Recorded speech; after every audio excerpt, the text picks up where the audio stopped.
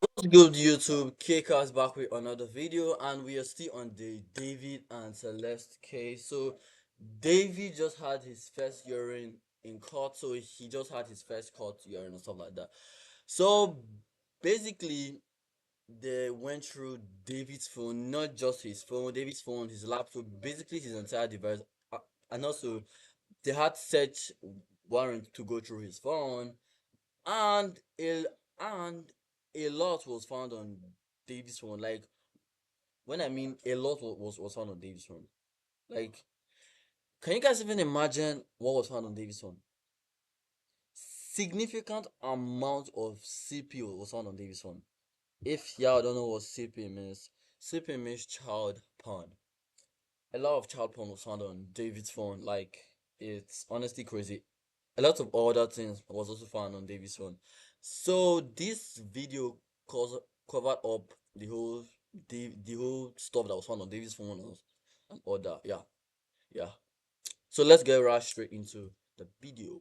Spell D4vd case is still developing, and like most of you guys know, Yeah, I know. And also, this video is also from a fellow content creator named Black Blacky Speaks. Yeah, Blacky the Speaks. story has been full of uncertainty from the start. We went from not really knowing what happened to now things are finally starting to move in a direction where Like, it is hard for me to believe David did all this, but this nigga just keeps leaving a lot of evidence that that I cannot even look past it. Like, I can't just look past it.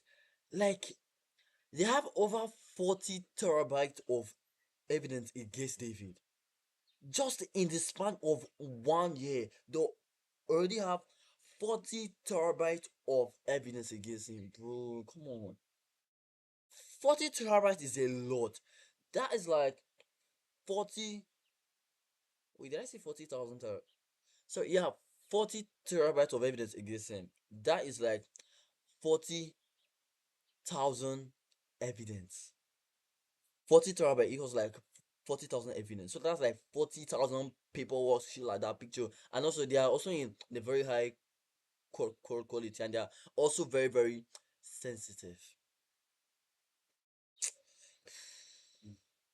new information is coming out day by day. And one of the updates came out yesterday when prosecutors revealed what they claim was found on David's phone. Now the question is, what did they find? And this is where things start to kind of take a much darker turn, if it wasn't already dark enough. Now, just so everyone is in the loop, so far what we know is this. Prosecutors allege that David invited Celeste to his home in April 2025, and that was the last time she was seen alive. They Yeah. allege he was sexually involved with her, and that this allegedly began when she was under the age of 14, and that he had recurring access to her over an extended period of time. According to investigators, things escalated that night of April 23rd, 2025, when Celeste allegedly threatened to expose all of this. But what I don't get is that why did she threaten to expose David online? Okay, I get it. He essayed a minor, but she was already in this or not. Obviously, was she not in all this already? But I don't get it. After the whole thing, you threatened to expose Dave. Why? Why did she threaten to expose him after they had essay? I know it's very, very bad. He had essayed a minor. It is like very, very, very bad. Like, when I mean it is out of this world. She was 13, for God's sake. Like, she was 13 years old, for crying out loud, when he essayed her. I know it's very, very bad. Like, I am not in support of it at all. It's totally very bad. But what she did wrong was that, why did you threaten to expose David? If not for your own personal gain. Please do not come for my head. I'm just saying my own opinion, because I could say she was doing all this for her own personal gain. And also, David, on the other hand, should not have murdered her. Wait, I just remembered. David did not kill her. That is the other news out there, that David did not murder Celeste. That is the other news out there, that David did not actually murder. So like the whole thing, and and uh, and also other news I heard was a chainsaw and an incinerator was found in David's house. What is bro using an incinerator for? Like, for crying out loud, nigga, what are you using an incinerator for? Bro had everything in life and just wasted it. Bro was a very good streamer. Bro could sing. Bro was also a Fortnite professional player. Bro had everything in life and just decided to waste it. Like, it is honestly very insane. Like, it's insane, bro. which prosecutors believe led to her murder, and later attempts to conceal what had happened before her remains were eventually found months later in September 2025 in that Tesla, which was registered to Tesla David. car, bro. And here we are now. After all that, David has pleaded not guilty. His legal team is pushing to move this case to trial as soon as possible. At the same time, we've gotten updates like the autopsy results, which I made a video on yesterday, which gave a clear picture of what happened. Autopsy result is, I think I'm going to upload. I think I'll upload the autopsy result video after this. Yeah, after this. To 14-year-old Celeste Rivas Hernandez. However, this latest update is where things take a different turn, because now we're finding out more about material that prosecutors say was found on David's phone. During a court hearing yesterday, one of the prosecutors in the case, Beth Silverman, stated that as part of the investigation, law enforcement obtained search warrants for his phone and cloud storage accounts. And according to prosecutors, when they went through that data, they say they discovered what they described as a significant amount of child sexual abuse.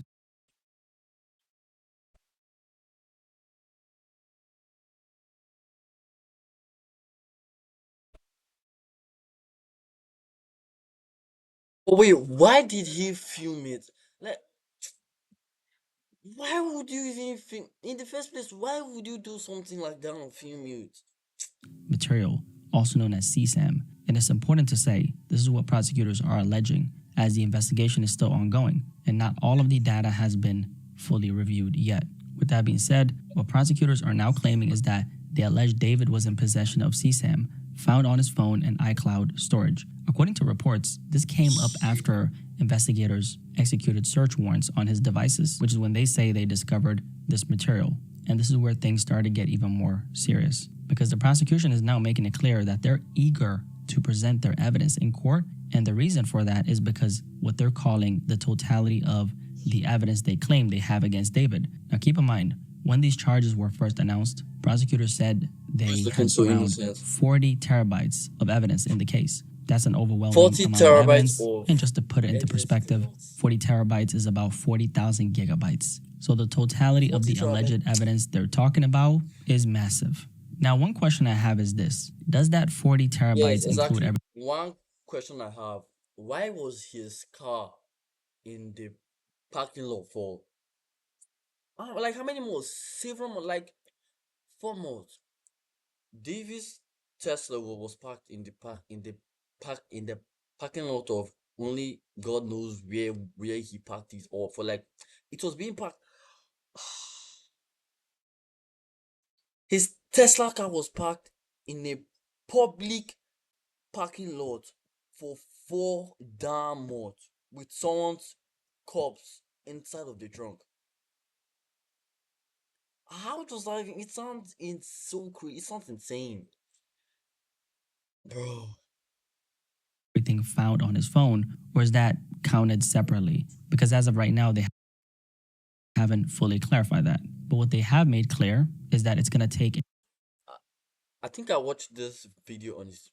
Do not come for me. I watched this video on his YouTube channel when he was making a song in his closet. Like, the nigga looks so goddamn innocent. A long time to actually go through and present all of this material to the court. And the reason for that is because of how large the amount of data they have is, but also because of the sensitive nature of some of the material they claim was found on David's phone. So what they're basically saying is this isn't something they can just rush through, because not only is there a huge amount of data, but Rush some of it through how, requires bro? very careful review before it can even be presented Careful to review the of court, CPs. which Are you means being for real right now? Careful review of CPs. That's goddamn creepy. Careful. Y'all better not piss me off. Y'all better not piss me off. we're obviously still at the beginning of what's about to come out in this case. Now, when it comes to this evidence, what exactly does it include? Obviously, we don't have full descriptions of everything, But and why is honestly, he that's looking not so something goddamn innocent? Nigga, you did this shit. Why is he looking so goddamn innocent? Like he did nothing. you'd even want to get into, because bro, just thinking about this shit is just like the nature of this type of material is obviously Bro, just like, when you think about it, it's disturbing. Like, all this shit is disturbing, right? it's But very based on what's disturbing. been said so far, this isn't just one source of evidence. It includes data from his phone, his iCloud storage accounts, items collected through multiple search warrants, and of course a large amount of forensic material tied to the investigation. So when you hear prosecutors talk about the totality of evidence, they're talking about everything combined, his entire digital. When you hear prosecutors I talk saw something. Wait, go back. I think I saw something that said this seventh grade had run away and later returned home before leaving again. Wait, so she ran away from home before? Wait a minute. She ran away from home. Wait, the seventh grader had run away and later returned home before leaving again. Police. No wonder her parents said she was missing, not knowing that she was with David. The whole case is just. The whole case is just like it's just something else. and of course a large amount of forensic material tied to the investigation. So when you hear prosecutors talk about the totality of evidence, they're talking about everything combined, his entire digital footprint, plus what investigators have gathered along the way. Now, during the hearing, David was in court wearing an orange jumpsuit. Now, Yeah, we didn't really get no but I was wondering why were people not allowed to like film in the call, like take videos and like take pictures? Cause I could remember when what's his name again? Why in W Mellon has his first court hearing. What had the first court hearing? So like there were people videoing, there were videographers, there were also people taking pictures and all that. I was wondering why they say the videos and stuff are not allowed in the court like that. pictures of this. We did, however, get some courtroom sketches, as you can see on the screen right Bro now. was looking so innocent. That's David right there. Yeah. And from what it looks like, David appears kind of composed in court, Yeah, chill. not showing much visible emotion. Now, that could mean a lot of things. It could be a legal strategy. I don't know. It could be how he's choosing to present himself, or simply how he's handling the situation emotionally. But regardless, it's just something I noticed in some of that footage. Now, right before David got arrested, he was living it up. And according to the people in the area he lived, there were Yeah. gatherings and Before he got arrested, David was going to parties, he was throwing parties and also going on tours. David was going like on different set of tours, bro. parties happening at the house he was staying in. So to go from that to now sitting in court facing charges like this, it just shows you how Shows fast how life can come at you. really Now, when it comes to fast. David's legal team, they're taking a very specific approach here. Like we touched on, they're pushing for the prosecution to present their evidence as quickly as possible. And they've even taken it a step further by exercising his right to fast track the process. You know, kind of like when you're at the airport and there's like a fast track line. You're trying to get through all this just to get through security and all that stuff, right? So that's exactly what they're doing in this case here. They're trying to fast track the entire process, essentially asking the court to quickly determine whether there's enough evidence for this case to move to trial, which is something you don't always see in situations like this. So the question is, why do they feel so confident? Well, some legal experts are kind of saying that the reason why they're so confident is because they just don't believe that they have what they say they have. Now, as of right now, a hearing has been scheduled for next week, where prosecutors are expected to begin laying out their evidence publicly. And that's obviously a huge moment, because for the first time, we're going to start to see what they actually have and how strong their case really is. Now, again, we don't know the full extent of this material.